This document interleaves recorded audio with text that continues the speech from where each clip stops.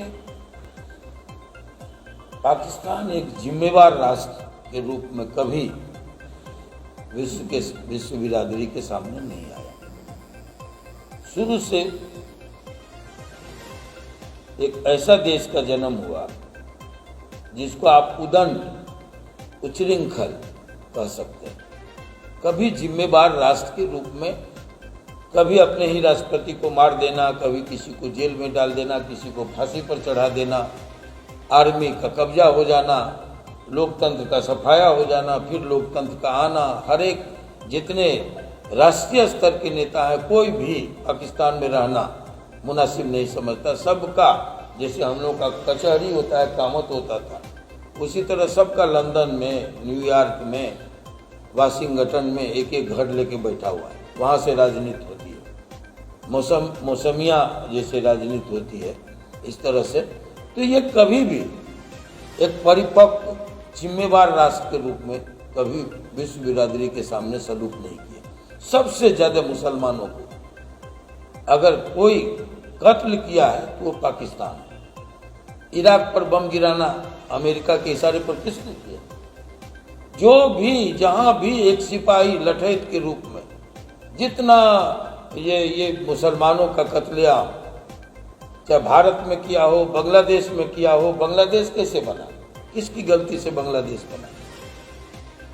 लोग तो गए थे पाकिस्तान को अपना करके। यहां से जो लोग गए, आज उसको क्या मुजाहिदीन कह करके आंदोलन चल रहा है। ये कैसे? कभी मान्यता नहीं दिया जो यहाँ इस्लाम के नाम पर आकर्षित होकर वहां गए थे। कभी उनको दोयम दर्जे का भी व्यवहार नहीं किया।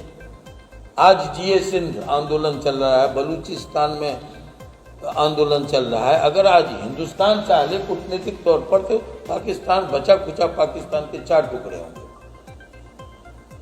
ये जिस तरह का सलूक पहलगाम में, जब शांति का बहाली हो गया था, पर्यटक जाना शुरू हो गए थे, लोगों को रोजी मिलना शुरू हो गया था।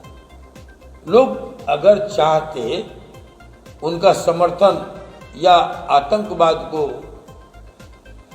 कश्मीर के लोग चाहते, तो वो कौन था मुसलमान जो पर्यटकों के साथ शहीद हो गया, आतंकवादियों से सामना किया, उनको बचाने में मारे गए?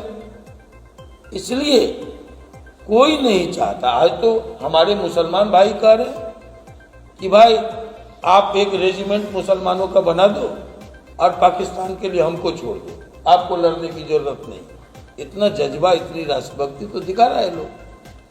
तो मैंने कहा कि इस ऐसे उच्चृंखल उदंड राष्ट्र को तो भुगतना ही चाहिए। सिंदूर ऑपरेशन जिसने भी दिया, मैं उसको सैल्यूट करता हूं। जिनके भी दिमाग की उपज है। माताओं के कोख लूटे, बहनों के सुहाग सिंदूर मिटाए गए, जिस बर्बरता से मारा गया धर्म पूछ करके, इसकी इजाजत इस्लाम भी नहीं देता। क्या भोले भाले पर्यटकों को आप मारिए? इसलिए जो हो रहा है, जो जैसा किया वैसा भोगेगा।